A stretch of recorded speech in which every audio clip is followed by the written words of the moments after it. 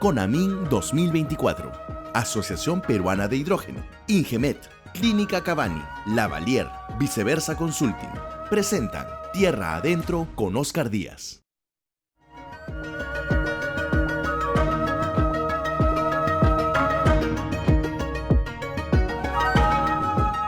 Señoras y señores, muy buenas noches y bienvenidos a una nueva edición de Tierra Adentro, como todos los domingos en doble horario estelar.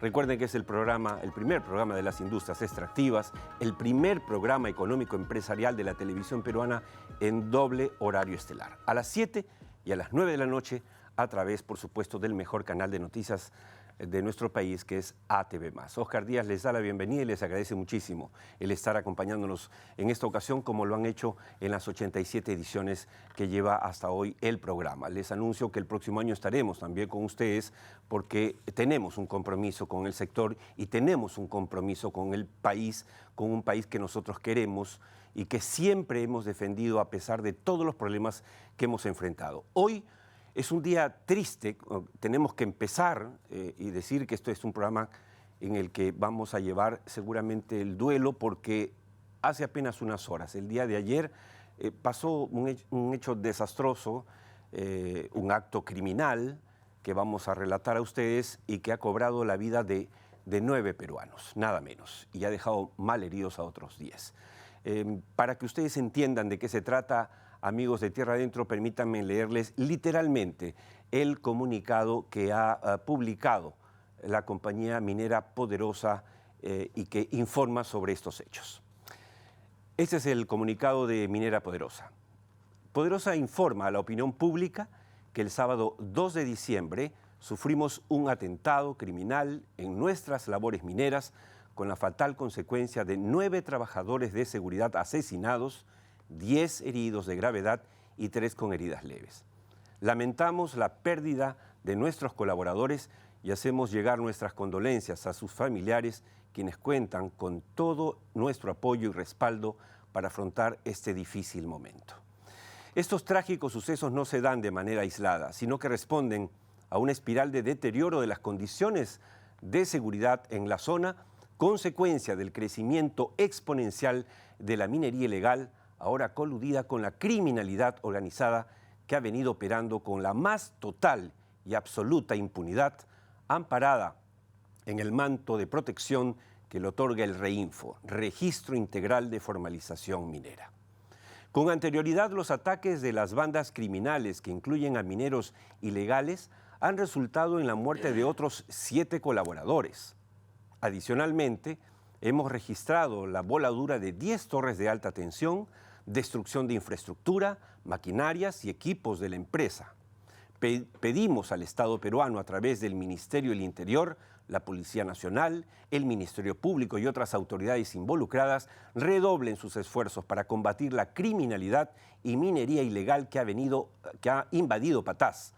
Se salvaguarde también la integridad de las personas y se respete el derecho al trabajo formal. Patás, 2 de diciembre de 2023. Hemos leído textualmente el comunicado que ha publicado esta importante compañía minera, una de las más responsables socialmente en el Perú. Hoy íbamos a emitir un reportaje humano donde se demuestra nuevamente cómo es que esta empresa, así como otras en el país, se comprometen con el Perú, no solamente con sus trabajadores, sino con su entorno. Y esta empresa ha sido atacada de una manera vil por criminales y por delincuentes. Y esto realmente no puede seguir pasando. Ante este hecho que ha conmovido al país, obviamente instituciones tan importantes como la Sociedad Nacional de Minería, Petróleo y Energía, el Instituto de Ingenieros de Minas, la Cámara de Comercio de Lima, CONFIEP, etcétera, se han manifestado. En la mañana de hoy, el alcalde de la provincia de Patás, Aldo Mariño, en RPP dijo lo siguiente: calificó este atentado como un acto terrorista e indicó que esto muestra que hay un desgobierno, según él, y una ausencia total de las autoridades del gobierno central en la zona norte del país. Denunció además un dato que es muy preocupante y que no quería dejar de mencionarlo. En su zona solo hay 4 comisarías para 13 distritos. 4 comisarías para 13 distritos y los policías no cuentan con equipamiento. Esto, señores, y esto ya lo decimos a título personal y como programa Tierra Adentro, esto no puede continuar un día más. No puede ser. Los muertos de Minera Poderosa no solo son muertos del sector minero. No, señores. Son peruanos, como usted, como yo.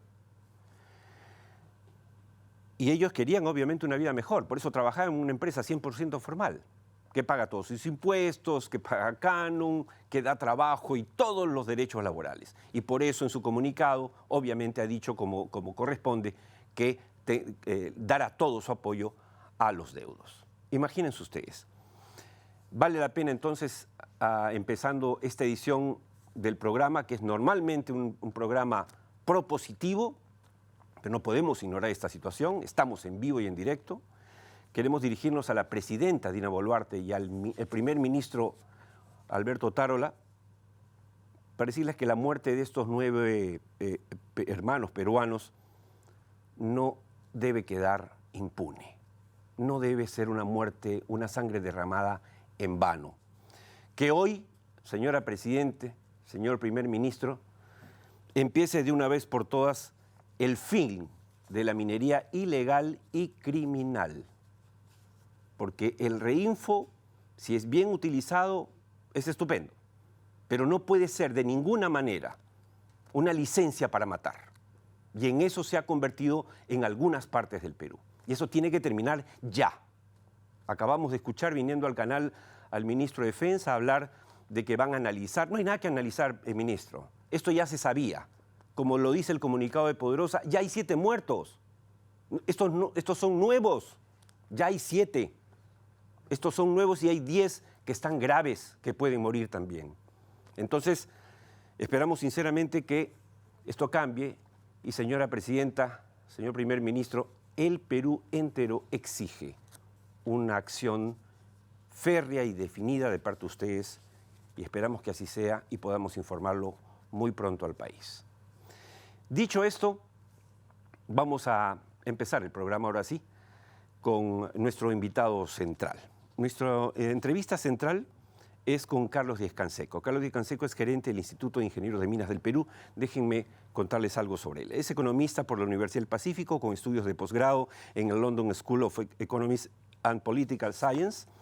Ha sido investigador principal del Instituto de Estudios Económicos y Mineros, coordinador del proyecto de asistencia técnica canadiense al gobierno del Perú en el ámbito minero PERCAN y gerente general de la Sociedad Nacional de Minería, Petróleo y Energía. Desde el 2020, Carlos Díez-Canseco es gerente general del Instituto de Ingenieros de Minas del Perú, que como todos sabemos organiza la Convención Minera Perumin. Nuestro invitado de portada llega gracias a CONAMIN 2024.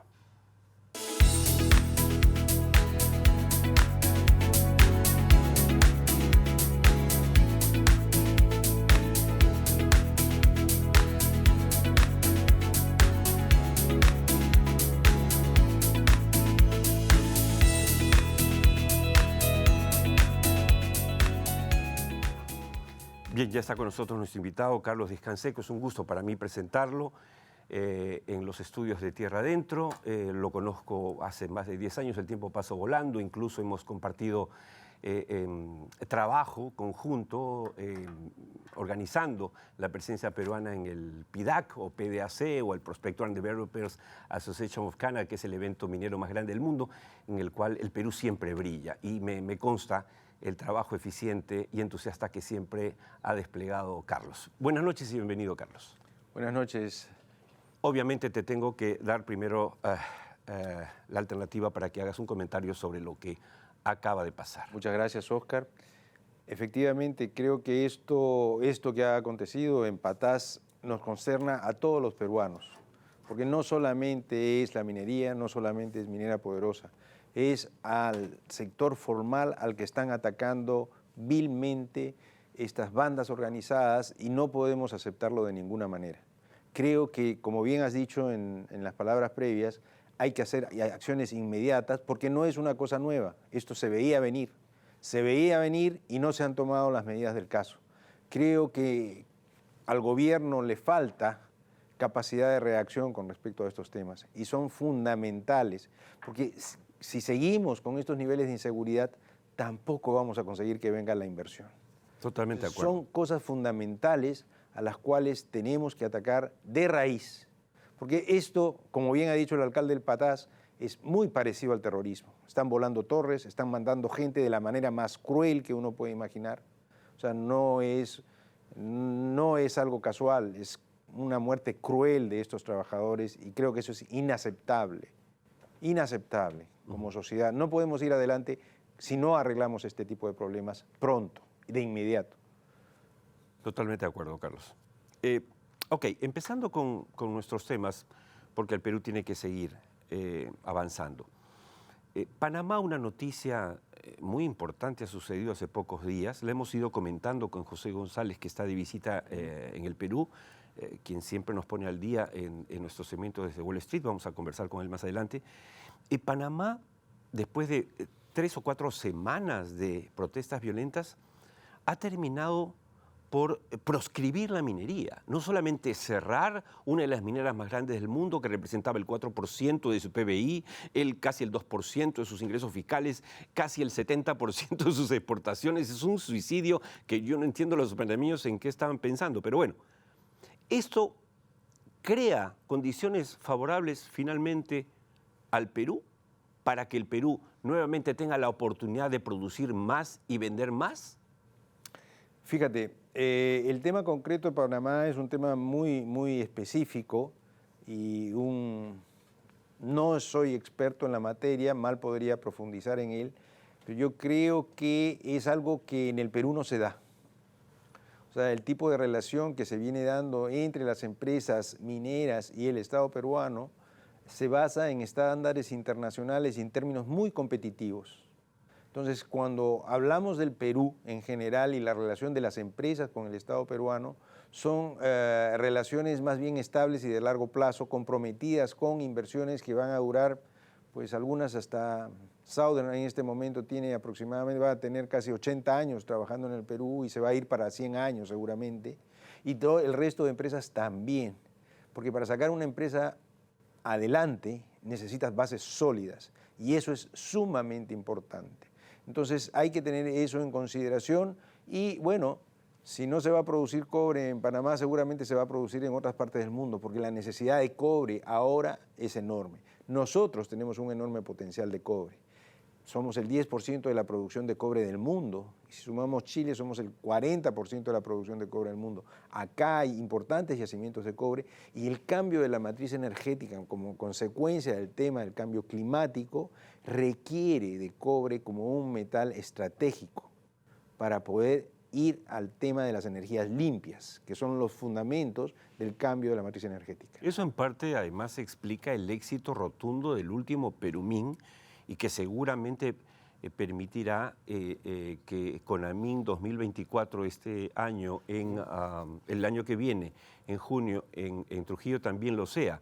O sea, el mundo nos está viendo con interés, con más interés que nunca, y lo hemos dicho acá y es triste. Lo que acaba de pasar en Panamá se suma a la guerra Ucrania, la guerra en Medio Oriente, el COVID y el cambio de la matriz energética, o sea, la decisión solo favorece al Perú, pero nosotros como que no nos damos cuenta, más allá de quienes estamos vinculados directa o indirectamente con el sector. ¿Qué pasa entonces? ¿Cómo llamar la atención de nuestros gobernantes?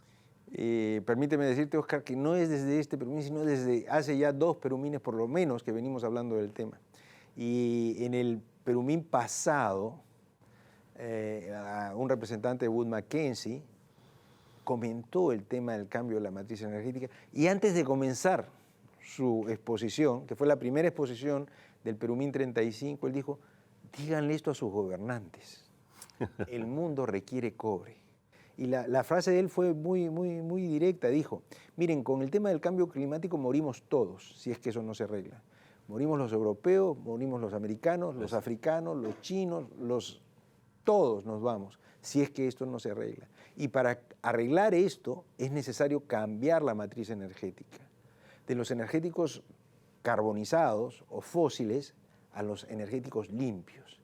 Y eso requiere una enorme cantidad de cobre y de otros metales que han sido considerados estratégicos. Y eso es fundamental. Entonces digo, el hombre ya no sabía qué decir. Díganle a sus gobernantes que tienen la oportunidad, ustedes tienen una enorme cantidad de recursos de cobre en el Perú. Y no solamente cobre, tenemos todos los recursos mineros que te puedas imaginar. Exacto. Porque ya desde la época del Cerro de Pasco producíamos cosas maravillosas, selenio, telurio, indio, tierras raras se han trabajado en el Perú. Y cuando yo digo, hablo de, porque alguna gente me dice que la minería en el Perú, oye, le digo, acuérdate de la historia del Perú, de Mamahoyo y Manco Cápac, que estaban con su varita de oro buscando. O sea, la tradición minera del Perú es enorme y tenemos los recursos y hay que usarlos para salir de la pobreza y sacar a nuestro país hacia adelante. Eso es sumamente importante. La única forma de hacerlo es mediante inversión, generando empleo digno, bien remunerado, que permita a las familias crecer de una manera importante. Ahora, claro, hablamos de que estamos viviendo también momentos bastante difíciles en el país en general a nivel político, ¿no? La fiscal de la Nación contra sus propios fiscales, sacando procuradores, la Junta Nacional de Justicia contra ella por sacarla, el Congreso terciando en esa rivalidad entre el Tribunal Constitucional, los partidos políticos, todos metiendo la mano, todos contra todos. En vez de que el tema sea esta oportunidad inmensa que nos da la historia hoy para que Perú sea un puntal en los minerales críticos, de los que hablamos permanentemente, incluso en petróleo, por supuesto, para la transición energética fundamental, y también en la generación eléctrica y gas. Tú has sido gerente general de la Sociedad Nacional de Minería Petroenergía, eres actual gerente general del instituto, estás muy empapado de estos temas. ¿Ves con optimismo, a pesar de todos estos problemas, el futuro inmediato del Perú respecto al sector y a su crecimiento? Fíjate, el Perú es un país de oportunidades, enormes oportunidades, porque no solamente hay la minería, existen miles de recursos, y si comparamos las diferentes regiones del Perú con, por ejemplo, otras regiones del mundo como California, yo alguna vez he conversado con el presidente regional de Piura y le decía, oye, comparo Piura con California y ustedes tienen más o menos lo mismo. O sea, tienen un lindo mar, tienen pesca, tienen petróleo, tienen playas, tienen tierras, tienen agua, tienen oro. ¿Qué necesitan? ¿Por qué hay este problema? Mejores gobernantes es lo que necesitan. Si te vas a Arequipa, los líderes. recursos son enormes también. O sea, si te vas a analizar sitio por sitio, tenemos una cantidad de recursos por los cuales nosotros deberíamos tener un nivel de desarrollo definitivamente superior al que tenemos, y los niveles de pobreza que hoy se ven en el Perú no deberían existir, porque además son inadmisibles en pleno siglo XXI, ¿no? Entonces, mira, siempre, como se dice, los mineros y los geólogos son muy optimistas. Claro. Yo, pese a no ser minero ni geólogo, soy optimista porque veo los recursos. Claro. Están, los yacimientos están, se conocen. Entonces lo que hay que hacer es crear las condiciones para que venga la inversión y los desarrolle. Y como tú bien has dicho, los inversionistas están permanentemente mirando al Perú. Por eso es que vienen a los grandes eventos que hacemos. Perumín es Perumín gracias a los recursos que tiene el Perú. En este último Perumín, según el embajador de Canadá en Perú, han llegado por primera vez a Perú algo de 50 empresas canadienses, o sea, entusiasmadas por ver. Pero además hay algo que siempre repetimos, pero lo vamos a seguir repitiendo, porque mientras los otros programas están concentrados en ver las broncas y pasar las grabaciones de la fiscal, nosotros nos concentramos en hablarles de lo que nadie les habla, del potencial del Perú. Exacto. Y en ese caso, Carlos, y por eso invitamos a gente como tú destacada que nos puede dar luces, en ese caso específico, nosotros, a diferencia de otros países, no tenemos que irnos hasta Europa o algo a pasar el sombrero. Los inversionistas ya están acá. Tenemos una cartera de más de 54 mil millones de dólares, por lo tanto, que están acá como si estuvieran en la puerta del canal esperando que los dejen pasar. No hay que irse a otro lado. ¿Eso no te parece increíble? La verdad es que es increíble, sobre todo cuando tienes la pobreza que tenemos. Pues si tuviéramos recursos, si pudiésemos usar otras cosas, tú podrías decir, oye, esto Claro, sí, nos esto no. damos el lujo de te das el lujo, ignorarlo. pero no podemos darnos el lujo. Nuestros niños necesitan los recursos, nuestros niños necesitan que nosotros pongamos esa producción en valor, porque es la única forma en que eso se va a poder cambiar de capital físico a capital humano, porque con esos dineros es que podemos educar a nuestros niños, con esos dineros es que podemos alimentar a nuestros hijos, con esos dineros es que podemos cuidar la salud de esos niños y de todos, para que crezcan fuertes y con un enorme potencial y brillar no solamente en el Perú, sino brillar en el mundo, porque esas son las capacidades que tenemos en el Perú. Y las tenemos, como tú bien lo mencionas, eso es bien importante. Y hay que decirlo, tenemos un potencial enorme. Y nuevamente te vuelvo a decir, no solamente en minería, tenemos recursos naturales en abundancia. Lo que ha hecho la agroexportación es una cosa inmensa. Lo que hace la pesquería, lo que tienes en turismo, lo que tienes en biodiversidad, la selva maravillosa que tenemos que nos ofrece todo y más. Eso es lo que tenemos en Perú. Y lo que hay que hacer es ponerlo en valor. Sí, siempre reflexionamos aquí con diversos invitados, Carlos, que nosotros en este momento, según Fitch Ratings, según Moody, según todos los expertos del Fondo Monetario, somos la segunda economía más sólida de América, con menor inflación, con todos los problemas, con menor recesión, con menor endeudamiento, somos de los 104 monedas del mundo, una de las 4 más fuertes. Una de las 4 más fuertes de 104. O sea, ese es el Perú, sin líderes. O sea, líderes que se están sacando, ¿no?, las uñas, se están agarrando a pedradas. Imagínate si tuviésemos líderes de verdad. Pero bueno, déjeme reflexionar en torno a lo que mencionas, porque sí es importante lo que dices. Y el punto es que en temas macroeconómicos y de manejo económico de país, Perú sí tiene institucionalidad y solidez. Exacto. Tenemos 2 instituciones sumamente importantes que son envidiadas por muchos otros países. Nuestro Banco Central de Reserva y el Ministerio de Economía y Finanzas. Los 2. Que no han sido manoseados groseramente por la política. Son bastiones. Y los funcionarios que están ahí, en su mayoría, son funcionarios de primer orden, de primer nivel, y las instituciones se han preocupado de formarlos. Y hay una meritocracia importantísima ahí que permite y nos da garantías en términos económicos. Gracias a Dios que los tenemos, porque si no, no sé en dónde estaríamos, porque la verdad es que los devaneos políticos que tenemos en el Perú son dificilísimos de entender. O sea, se podrían hacer con este 7 lío. presidentes en 6 años. 7, récord mundial, Guinness. Eso nos dijo la vez pasada un analista internacional. Y digo, oye, chicos, pero porque hablábamos de esto de las inversiones, pero ustedes tienen que ser pues más estables, ¿no? 7 presidentes en 5 años. ¿Cuánto? Oye, y además los que vienen a invertir en minería, antes, o sea, los ministros te lo cambiaban cada 2 meses. Sí, claro. ¿Y qué podías hacer? Tú comenzabas a conversar con uno, volvías y ya te habían cambiado al ministro y a los funcionarios. Así no se puede avanzar. Entonces tenemos que tener orden. Y a pesar de eso hemos avanzado. Exacto, a pesar de eso hemos avanzado. Pero además me quedo con tu reflexión sobre un tema que es importante y que a veces algunos invitados se quedan en la parte, digamos, técnica, empresarial, que es el ser humano. Es decir, el Perú tiene necesidades y el Perú a su vez tiene riquezas como la minera, petroenergética y otras, como tú bien dices, efectivamente el turismo, el mar, por supuesto, el agro. Y tiene, por lo tanto, cómo hacer que esos niños y esas familias vivan mejor. Es decisión política, es liderazgo lo que nos falta. Y felizmente lo tenemos en el sector. Y te agradezco mucho que hayas aceptado nuestra invitación, Carlos. Espero tenerte, obviamente, el próximo año de nuevo para seguir reflexionando sobre las cosas que son importantes según nuestro modesto modo de ver. Encantado, Oscar. Pero siempre tenemos que acabar lamentablemente con la pena que nos ha causado lo de Poderosa. Y hay que resaltarlo, no es aceptable, no podemos seguir así. Hay que hacer los elementos correctivos necesarios para que esto no vuelva a suceder en ninguna parte del Perú. No podemos permitir que estos sinvergüenzas, estas bandas criminales, ataquen la formalidad del país, ataquen la institucionalidad y ataquen a empresas como Poderosa que han hecho tanto por su desarrollo del territorio en donde están. No puede ser, no es aceptable de ninguna manera.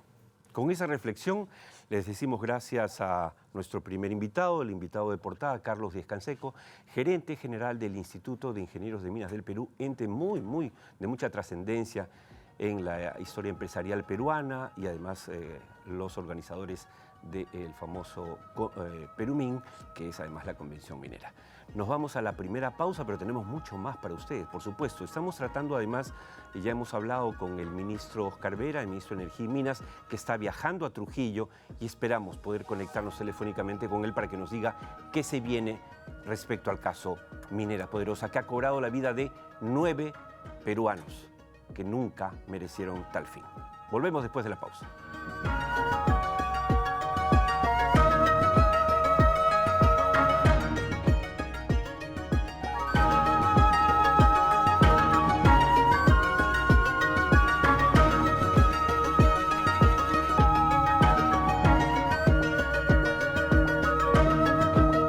Bien amigos, entramos inmediatamente al segundo bloque de Tierra Adentro. Esta es una edición especial. Hemos empezado lamentando, por supuesto, como debe ser, la muerte de 9 trabajadores mineros, en este caso de Compañía Minera Poderosa, a manos criminales, de mineros ilegales y de delincuentes. Estamos al tanto de que hay varios ministros que están viajando para la zona, incluyendo el ministro del Interior y también el ministro de Energía y Minas. Ojalá podamos contactarnos con él, si es que llega a Trujillo a tiempo y poder tener sus impresiones y escuchar su palabra en momentos tan difíciles para el sector minero nacional. Bien, quería comentarles brevemente que se realizó el 16-17 de noviembre, se llevó a cabo con mucho éxito en el Hotel Country Club el 8º Congreso de Relaves Perú, presidido por el ingeniero Jorge Mesa, director general de operaciones de Southern Perú, que contó con la participación de 550 inscritos de 169 empresas representando a 12 países, incluyendo delegaciones mineras de Perú, México, Chile, Brasil, Ecuador y, por supuesto, Canadá. Simultáneamente tuvo lugar el segundo Congreso de Economía Circular para la Industria Minera y Energética, que concitó ciertamente mucho interés y trajo muchas novedades. Nuestras felicitaciones desde Tierra Adentro al presidente del evento, Jorge Mesa, y a los organizadores del mismo, la empresa DEB Eventos, con Alicia Flores a la cabeza. Así que ha sido un estupendo evento, tuve la oportunidad de visitarlos y realmente todas las exposiciones estuvieron con mucha gente, con mucha asistencia, ávida de conocer las novedades que nos traía este evento. Hay que seguir haciendo patria, así que adelante. Bien, quiero presentarles ahora nuestra entrevista central. Nuestra entrevista central es con Edwin Quintanilla. Déjenme contarles algo sobre él. Edwin Quintanilla tiene un PhD en Management Science en la Escuela Superior de Administración y Dirección de Empresas ESADE, España. Durante 10 años fue gerente general de Ocinermin. Del 2012 al 2015 fue viceministro de Energía y desde abril 2015 hasta la fecha se ha desempeñado en diversas responsabilidades en Ocinermin como gerente y asesor. Actualmente es director de la maestría en gestión de la energía en ESAN. Nuestro invitado central llega gracias a Viceversa Consulting y sus servicios comunicacionales. De voceros, estrategias comunicacionales de perfil bajo, fortalecimiento de identidad corporativa, manejo de redes sociales. En comunicaciones, eso y mucho más es Viceversa Consulting, que desde hace 23 años gerencia soluciones.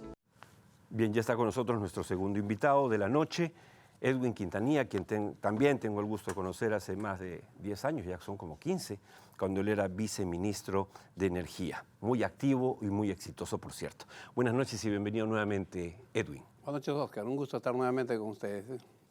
César Butrón dijo en este programa hace pocas semanas que la demanda de electricidad es más rápida que la construcción de hidroeléctricas. Bueno, no lo dijo Dixit, pero lo estoy, digamos, interpretando. ¿Coincides con él? Bien, el tema energético creo que merece un análisis muy importante, ¿no? Es una materia de largo plazo.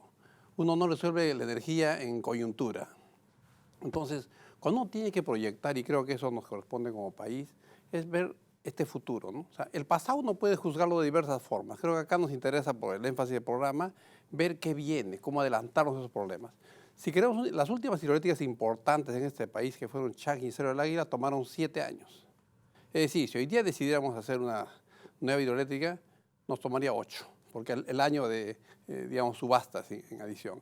Entonces, ahí creo que el análisis que puede hacer el COES y cualquier otra entidad siempre tiene que ser a futuro. O sea, yo hace poco escuchaba a alguien que me decía, mira, y empezaron las lluvias y no hay problema, y no es así. Esto, digamos, en el caso de las solares y eólicas, el buen ejemplo creo que es usando Chile, que se antela con 6 años. Entonces, eso nos denota que estamos en un mercado que uno tiene que proyectarse con los riesgos y oportunidades que pueda traer de por medio.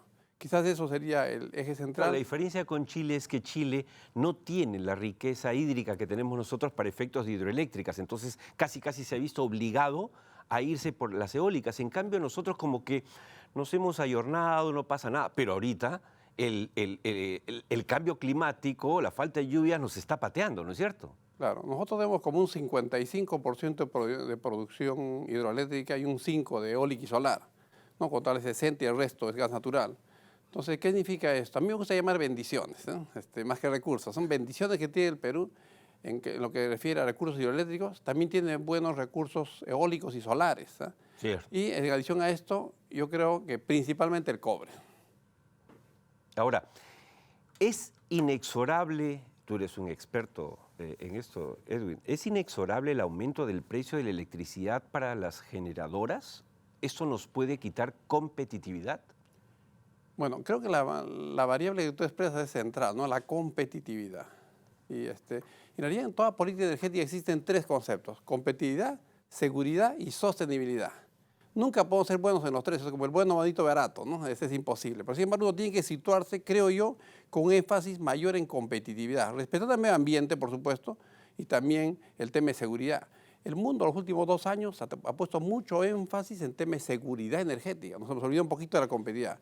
Ahora, respecto a la pregunta directa es, sí, yo creo que, digamos, este tema de tarifas expresa los costos marginales que se puedan tener. Y si uno está muy estático y no ve el futuro y no se adelanta estos 5 o 6 años, pues obviamente no, nos va a ganar la demanda, ¿no? Si es que esto no se concreta oportunamente. Y se va a encarecer. Exacto. El servicio, me refiero. Sí, y no solamente para la industria, ¿no? La minería en particular, sino también para los hogares, porque finalmente eso terminará, digamos, impactando en los precios. Ahora, ¿cuál puede ser el efecto del fenómeno del Niño en el sector eléctrico concretamente? Y te pregunto esto, Edwin, porque hay gente que dice, no, esto va a ser terrible, va a disparar los precios, o quienes dicen, no, el impacto va a ser leve. ¿Cómo lo ves tú? Bueno, creo que esto depende básicamente cuál es el diagnóstico que uno toma, que creo va de moderado a fuerte hoy día, ¿no?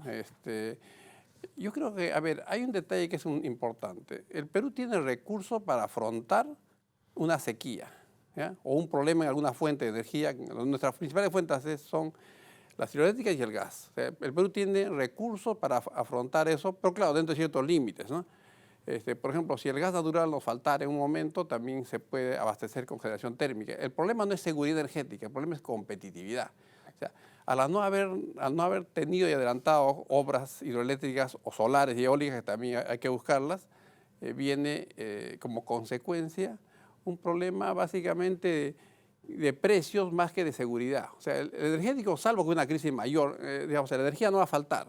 El problema puede ser que en una coyuntura de niño la energía sea de mayor costo marginal. O sea, ¿tú crees que entonces es posible que aumente el precio o no? Bueno, yo creo que en mi entender van a haber algunos ajustes, ¿no? Esto va a depender de la severidad del niño. Sí, claro. Pero sin embargo, a mí me gusta ver más allá. O sea, uno tiene el niño a portas, ¿no? Lo que uno puede hacer frente al niño es muy poco hoy día. Exacto. ¿Ya? O sea, Exacto. Ninguna obra va a salir, por muy fácil que parezca. Algunos dicen, no, una solar eólica lo construye en 1 año y medio.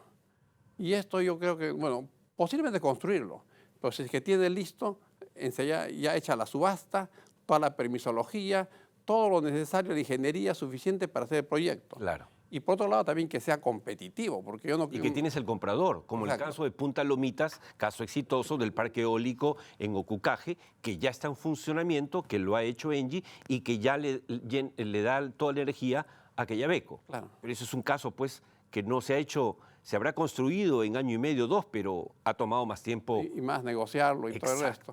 Y además hay una ventaja interesante en el caso de Quellaveco, ¿no? Que realmente ahí se nota que el tema no es físico, es comercial. Porque Punta Lomitas está a cientos de kilómetros de Quellaveco. Así es. ¿Ya?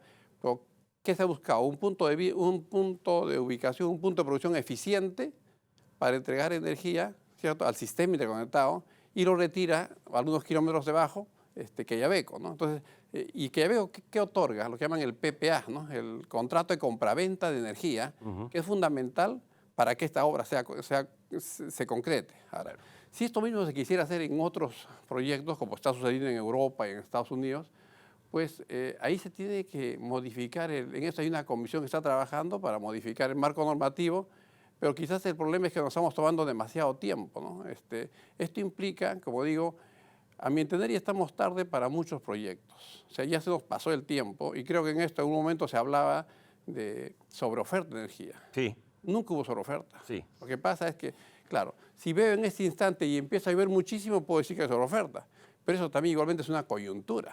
Eso lo hemos hablado, yo recuerdo contigo antes, porque sobre oferta, ¿qué es? Por ejemplo, en un hogar, algunos que nos están viendo, tienen un guardadito ahí, un ahorro.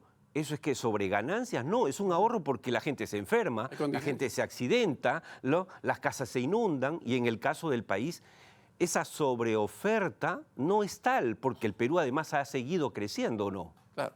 Y un ejemplo importante en esto, por ejemplo, se puede dar en un caso más familiar, ¿no? En el sentido de que uno adquiere un seguro vehicular y de repente no ha tenido un accidente en 10 años. Claro. O tiene su seguro para justamente afrontar esa circunstancia. Claro. Creo que ahí en realidad nos está faltando ya como país, ¿no? O sea, es la visión de largo plazo. Ahora, lo que podemos ver y escuchaba en digamos, en la entrevista anterior, que es fundamental, el Perú está ante, yo creo que la oportunidad más grande de su historia en desarrollar la minería, ¿no?, que es el principal motor de la economía. Entonces, digamos, Standard & Poor's dice que al 2035 se va a duplicar la demanda de cobre. Eso significa más o menos 10 Perús en producción de cobre. Así es. ¿Ya? Ahora, ahí uno puede dudar que sean 10, 8. Bueno, tampoco Perú va a tener monopolio. Exacto. Pero digamos que vaya 2, 3 veces arriba sería extraordinario. Así es. Ahora, pero lograr eso, ¿cómo ha sido? Ha sido con energía procíclica. Algunas conversamos ese tema, que da una energía económica, competitiva, que haga viable digamos, la producción de cobre. Y justamente hay un concepto que es ideal. Yo estoy publicando un paper en una revista norteamericana que habla sobre un tema importante, ¿no? Las emisiones peruanas son más o menos 0,15% del planeta, 0,15%. Pero nosotros con el cobre es un calentamiento global, no es un calentamiento local. Así es. Entonces podemos impactar al calentamiento global y nuestra producción hoy día está en más o menos 10 a 12% y podría pasar un 20, 30%, si es que uno se pone activamente. Yo creo que la oportunidad está dada.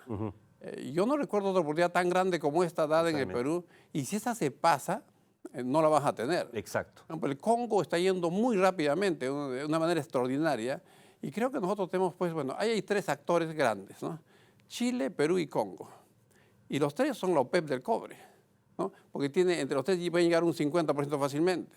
Entonces, ahí vamos a necesitar una política procíclica, ¿no? Adelantarnos esos hechos, pero tiene que adelantarse ya. O sea, el 2035 no es que despertamos a mediados de 2034 para llegar. O sea, necesitamos ir en el camino y eso implica una planificación. Me haces pensar en una pregunta que le iba a hacer a Carlos y ya nos ganó el tiempo. La Sociedad Nacional de Minería, Petróleo y Energía debería ser el ente que mire hacia adelante, que marque el camino de este y de los próximos gobiernos, que le diga al país, allá vamos, esto es lo que nos está esperando. Y no tenemos esa reacción. Y me disculpan mis amigos de la sociedad minería, pero no hay eso. O sea, tenemos que hablarle al país, hablarle claro y decir lo que se viene. Esta oportunidad, efectivamente, en el gobierno de Alan García hubo obviamente un superciclo de los minerales, pero era coyuntural. Ahora no, y es lo que tú dices, lo que dicen todos los expertos, lo hablamos permanentemente con José González, es que sí o sí, yo lo grafico así, perdóname si me extiendo, solo puede detener el crecimiento de la producción de cobre, la demanda del mundo, si cae un meteorito. Si no cae un meteorito, amigos de tierra adentro, el Perú tiene que producir todas las minas de cobre que tiene. O sea, tienes esa oportunidad porque tienes la demanda asegurada. Claro. ¿Es así? ¿O es una exageración lo que estoy diciendo? No, yo creo que sí, ahora en la COP28 se están viendo esos temas, ¿no? En realidad, yo diría inclusive más, aún cayendo un meteorito, para mí el meteorito es un cisne negro, un cisne, le llaman cisne verde, un negro, digamos, es verde porque es climático. O sea, la próxima crisis que se avecina, según se refiere, es climática.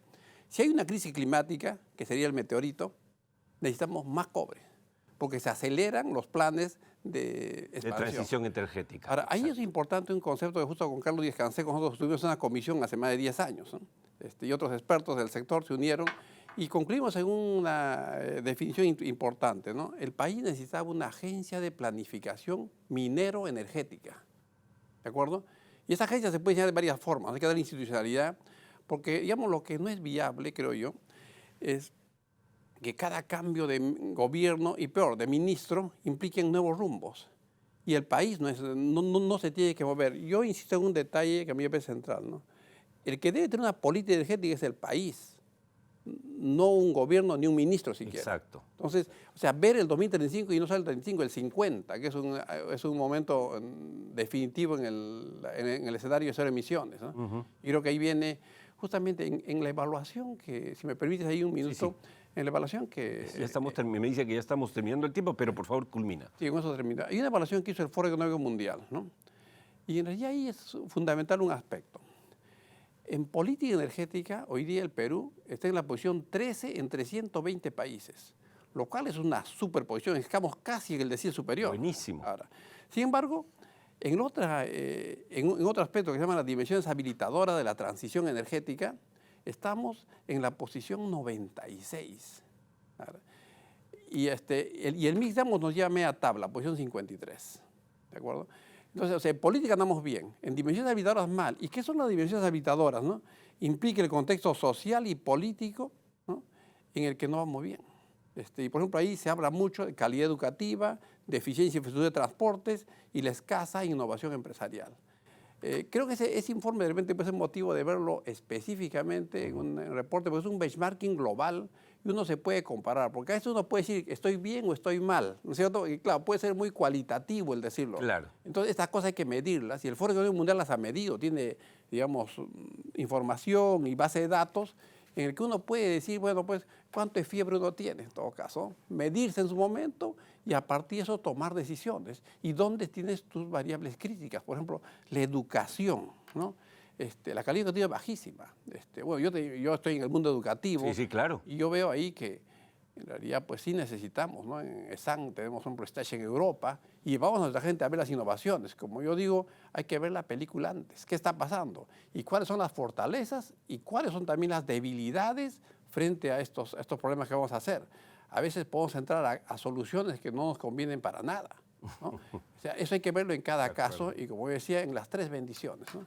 Hidroeléctricas, renovables y minería, y el cobre en particular. De acuerdo. Amigos de Tierra Adentro, dos cosas me encantan de hacer este programa. Uno, tenerlos ustedes todos los domingos y compartir reflexiones. Y otra, tener invitados como los que tenemos, y como Edwin Quintanilla, con quien aprendemos cada vez que lo escuchamos. Muchas gracias, Edwin. Muchas gracias. Nos vamos de inmediato a la pausa, ahora con nuestro segmento de pase comercial Volver al Futuro. ¿Saben ustedes que pronto el 54%, digamos, de la demanda energética va a ser cubierta por los combustibles fósiles? Que algunos quieren condenar, ya no dejemos de producir petróleo mañana, absurdo de absurdos. Miren el dato y regresamos con José González, que está de visita desde los Estados Unidos, con quien vamos a conversar, por supuesto, de temas de toda actualidad. Volvemos.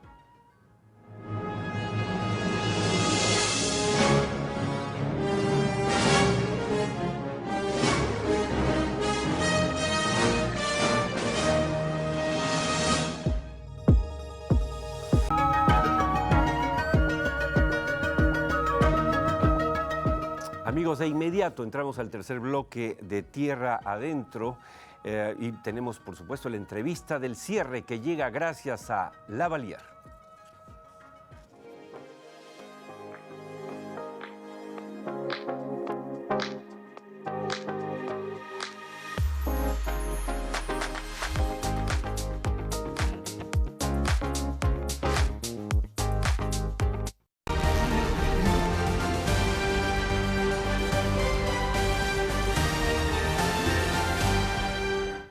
Y nuestro invitado del cierre es José González, conocido por todos ustedes.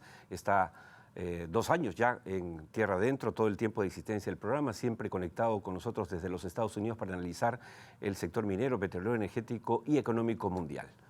Muy buenas noches, bienvenido, José. Encantado, Oscar. Bueno, vale la pena decirle a los amigos televidentes que tanto José González como quien habla, por supuesto, que nos vestimos en Lavalier. Bien, la Corte Suprema de Panamá finalmente, como nos temíamos, José, declaró inconstitucional la ley del contrato de ese país con First Quantum, que también tiene inversiones en el Perú. Consecuencias para Panamá y para el Perú. Yo creo que no hay, en la medida que la Corte y el presidente han respondido a una presión social que parecía descontrolarse. Panamá entró en un estado de una suerte de anarquía. Se pareció a lo que vimos al inicio de año aquí. Correctamente, y con agendas cruzadas. El SUNTRAC, que es el sindicato de los trabajadores de la construcción, que es el más activo, tomó la causa de la minera. Más allá de la causa de la minera, los descontentos nacionales, la presión fue muy grande. El presidente llama un referéndum, retrocede el referéndum, el Congreso ratifica el contrato, pero delega en la Corte Constitucional y en la Corte en 5 días, en casos que suelen tomar meses, declara que el contrato ha violado 5 o 25 artículos de la Constitución. No recuerdo bien, perdóname, se me escapa la memoria. Y el contrato se declara inconstitucional y el presidente declara el cierre inmediato de la mina. A lo que First Quantum, el CEO de First Quantum está en Panamá, acaba de llegar ayer, antes de ayer, y acaba de señalar que cerrar la mina va a tomar entre 5 y 10 años, lo más pronto posible, podrían ser de 15 a 20 años, que hay problemas de relaves, hay problemas de es como cerrar una bodega, Correcto. Un Airbnb. Y como bien decía, se ha prescrito la minería, no hay posibilidad de renegociar el contrato. Exacto. First Quantum anuncia, más First Quantum tiene deuda emitida por más de $1.000 millones. Y el cierre de la mina afecta a los covenants, las condiciones de los préstamos de First Quantum.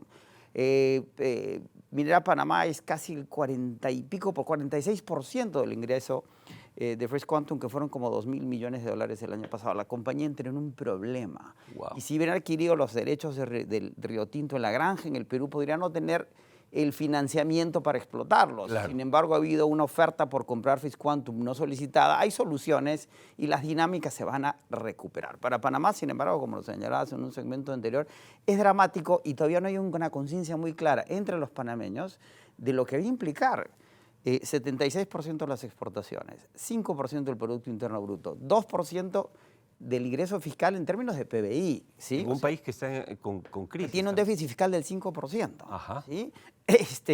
Y con todo el sistema financiero, ¿qué va a pasar con los bancos? Emplea 40.000 personas indirectamente. La gente va a empezar a sacar su dinero de los bancos. Sobre eso ya han advertido las calificadoras que van a perder el grado de inversión. Y si pierden el grado de inversión, crea un problema financiero. En Panamá hay 90 bancos. Es un hub financiero como Uruguay. Exacto. Podría haber una corrida bancaria en Panamá. Es decir, el problema al que acaban de entrar sin haber una discusión clara y había una falta de comunicación de las autoridades pertinentes, es un contrato, una concesión que está en el año 96. La reserva se descubre en el año 91. First Quantum ha invertido $10.000 millones. La demanda arbitral podría implicar pasivos para Panamá de hasta $30.000 millones. Dios mío. Es más, la construcción de las segundas esclusas del canal costaron $15.000 millones. Imagínate. Es decir, el pronóstico es reservado. Favorecen al Perú. Favorece. El cobre acaba de subir, nos acercamos en este momento a $4 la libra. No, y además, al salir un jugador importante de la producción de cobre en el mundo, y al salir definitivamente, porque la decisión es irrebatible, y se proscribe en realidad la minería, no solo a First Quantum. Es 1,5% de la oferta de cobre global. Exacto. En un déficit estructural de 8%. Es decir, es importante en ese déficit. Y los precios están reaccionando. Pero parece que ningún gobernante en el Perú se da cuenta, se entera de esto que hablamos nosotros. Y es muy serio por lo que señalabas en el primer bloque, me parece. Es una llamada de atención que hay que tener mucho cuidado con la minería. La minería sigue causando reacciones sociales, medioambientales, laborales. La minería como un niño no se puede descuidar nunca, porque en el descuido vienen las contradicciones, las agendas cruzadas, y vienen los problemas, y el caso panameño es una alarma a que todo país minero debe prestar atención. Antes que nos gane el tiempo, nos quedan 4 minutos. Dina, hablamos la semana pasada de Dina Minera a propósito de su presencia en la PEC en San Francisco y de su reunión individual con Biden y luego con Xi Jinping. ¿Tú crees que Xi Jinping terminará visitando Perú, por ejemplo, el próximo año para la inauguración del megapuerto Chancay? En las reuniones en San Francisco se mencionó que el presidente chino estaría considerando venir a la APEC en el Perú el próximo año para inaugurar el puerto Chancay. Si viene Xi Jinping, las posibilidades de que venga el presidente Biden es muy cerca a las elecciones de fines de noviembre, pero podría venir porque en el marco de la APEC la conversación, como vimos en San Francisco, es amigable, es constructiva y tiene una agenda mucho más amplia. Si ambos presidentes vienen al Perú el próximo año, si Xi Jinping inaugura el puerto de Chancay, en San Francisco hay acuerdos fundamentales de competir sin conflicto, tienen que ver con fuentes energéticas en Rusia, en Venezuela, la normalización continúa, Venezuela dio una fórmula para habilitar a los candidatos inhabilitados, la normalización y el levantamiento de las sanciones continúa. Se ha discutido sobre los recursos energéticos, mineros, los minerales críticos, particularmente en el Perú, donde China tiene tanta influencia. La agenda hacia adelante es importante y vital y hay que capitalizar el discurso de la presidenta en San Francisco en favor de la minería para que continúe como un objetivo nacional importante. Último tema que nos quedó en el tintero, Milei. Milei, bueno, arrasó en Argentina, hay mucho descontento, obviamente, frustración. La gente dijo, bueno, cualquier cosa menos lo mismo, un poco como lo que pasó con Castillo. Y él es pasó de autodefinirse como un anarcocapitalista, si te diste cuenta, dio el salto a libertario, ¿qué? Libertario.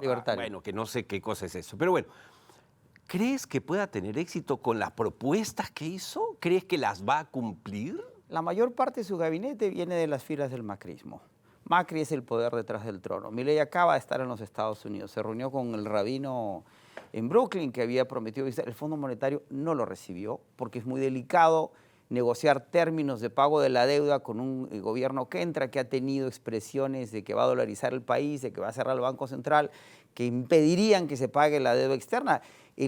Los préstamos de Argentina representan la mitad del balance del Fondo Monetario Internacional, el 50%. No te creo. Argentina es dueña del balance del Fondo Monetario, es el 50%. Wow. El fondo presta 100.000 millones de dólares, 50.000 se los ha prestado a Argentina. Está moderando su discurso. Ahora, la mitad del país está aterrado, la otra mitad está entusiasmada, sí, particularmente los jóvenes.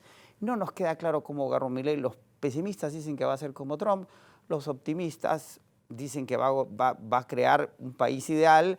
En el medio, los analistas consideran que podría ser un Macri, podría ser un Lasso, estos gobiernos anodinos, un Bolsonaro, que no hacen mucho daño, pero tampoco generan los ciclos que se esperan de ellos. Y el problema, ya se lo advirtió Cristina Kirchner, el peronismo está en la oposición. Sí, sí.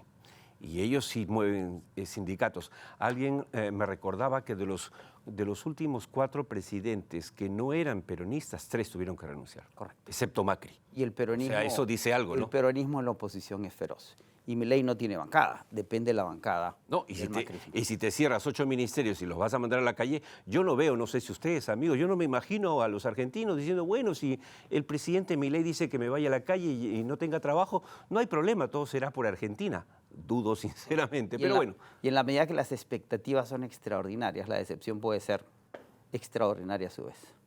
Bien, muchas gracias, José. Como siempre, gracias por permanecer con nosotros, enterándonos, poniéndonos al día sobre lo que pasa en el mundo. Siempre tenemos datos muy, muy interesantes con José, que es un gran amigo de tantos años y de tantas jornadas. Nos seguiremos viendo. Siempre. La próxima semana seguro por Zoom. Encantado, un placer. Bienvenido a tu tierra. Bien, nos vamos con la frase de una filósofa inglesa, Mary Wollstonecraft. Es que es bien difícil su apellido. ¿Qué dice ella? Ahí la tienen. Es justicia y no caridad lo que el mundo necesita. Sí, así es. Eso es lo que decimos permanentemente en este programa. Pero eso no tiene nada que ver con la delincuencia y la criminalidad. A los delincuentes y a los criminales a la cárcel. Así que esperamos la posición en los próximos días de los ministerios respectivos y de este gobierno de la señora Dina Boluarte y del primer ministro frente a algo que no puede quedar impune. El crimen, el asesinato de 9 peruanos, en este caso trabajadores de Compañía Minera Poderosa. Hasta el próximo domingo, amigos. Gracias por habernos acompañado. Recuerden la cita, 7 de la noche, 9 de la noche en esta su casa, ATV+, en este su programa Tierra Adentro. Oscar Díaz les agradece su compañía y los invita a acompañarnos también la próxima semana, si Dios quiere. Gracias.